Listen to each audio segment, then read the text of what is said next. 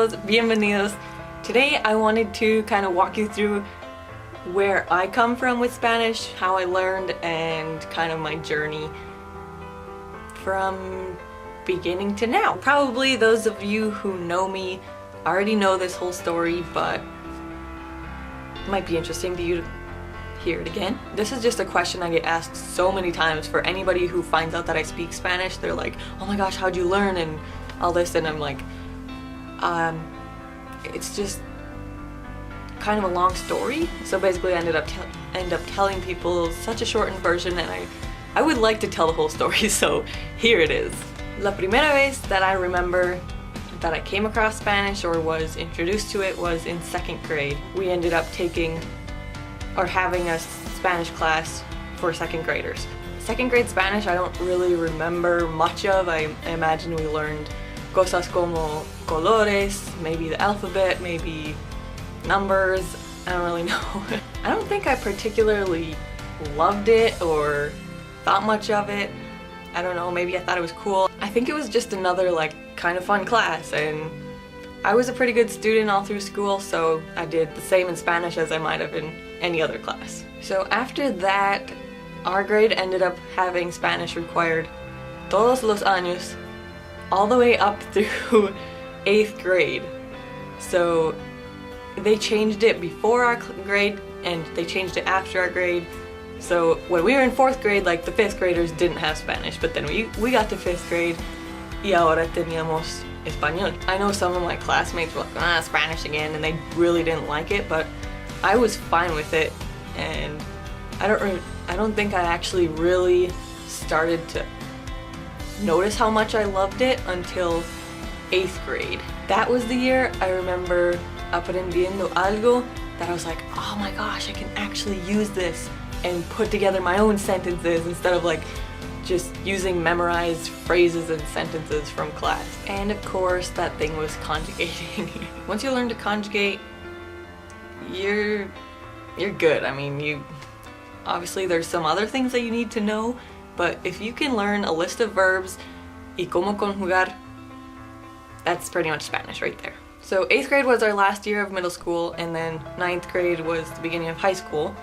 And in order to graduate, we had to get 2 years of a foreign language. Nuestra única opción was Spanish. We had one foreign language teacher, and she taught Spanish. Then when I got to 10th grade, the Spanish teacher became a Spanish and French teacher, so we had that option.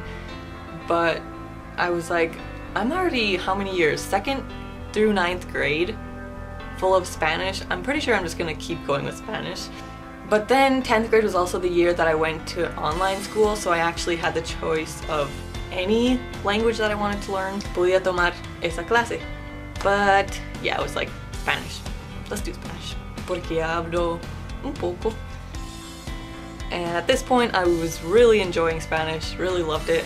Then 11th grade, at this point I had my 2 years of required language and didn't need to take another class, but I really wanted to, so I took Spanish otra vez. 12th grade came along and I was like, you know, high school burnout or whatever, so I was like, I don't want to take any more classes than I have to, so I only took my bare minimum. In the fall after graduating high school, then I went with my sister-in-law to Nicaragua, the safest Central American tropical Spanish/English speaking country according to her research, which I agree with. I really think it is one of the safest Central American countries. I was super excited and super nervous to go down there because I was like, oh my gosh, this whole time I've been learning Spanish, no he hablado with anybody who actually speaks Spanish except my Spanish teacher, who, I mean, it wasn't like I had conversations with her in Spanish.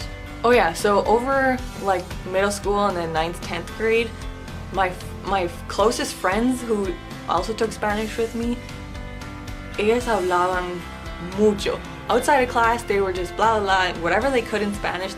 Seemed like they were always throwing stuff around, throwing stuff out there that's like Spanish this, Spanish that, and I was just like maybe too shy and reserved, and I was just like, I can't speak Spanish, so I'm not gonna say anything. I so wish that I would have spoken it more at that time though, because when you're learning Spanish, you definitely need to be speaking it outside of class. So it was so crazy to me pensar que iba to this place where all these people speak this language and possibly don't speak English. So I'd have to speak Spanish with them. It was nerve-wracking because I was super shy at the time. Still working on that, by the way. I ended up speaking a little bit with some people that lived nearby, like we needed help with our well one day, and this neighbor came to help and he didn't really speak English. Entonces estaba hablando a little bit Spanish with him. Very broken Spanish because holy cow. I would listen to songs in Spanish like all the time. If I ever was listening to music, it would most likely be Spanish. I was constantly looking up the translations of songs so I could see what words of Spanish match with English so that I wouldn't just learn the phrase, I would learn like the individual words as well. The more you practice, the better you get at it. So if I'm just listening to it all the time, maybe I can start to understand. But if I'm never speaking it, ¿cómo voy a hablarlo? I'm not going to. So going to a Spanish-speaking country and trying to speak it after not speaking it for over all the years que estaba aprendiendo, it just doesn't work. And then we met this family. We were talking about how I wanted to learn Spanish and that an immersion into Spanish would be really great. So she invited me back to her house in the future. She's like, oh yeah, vení quedarte en mi casa like 3 months or something. So I ended up doing that. And since she wanted to learn English, I still didn't speak much Spanish. But luckily, I met somebody that wanted to talk to me, and he was very relentless. So we ended up texting, talking on the phone casi todos los días. Doing little things daily is what actually pushes you to become fluent, más que todo. I think eso es todo. I know it's kind of random and a little bit jumpy because it was my story, not just steps of 1, 2, 3, you need to do this para aprender. So I hope I covered everything. Gracias por ver. I hope you enjoyed this video. Hope you learned something, maybe about me, maybe about learning Spanish. If you know any Spanish at all, comment below any sort of story that you have, even if it's just a shortened version. Because, I mean, you could write out the whole thing. I like to read people's comments. Adios! Yeah, I really like Spanish. Full battery. We have enough time. Let's do it.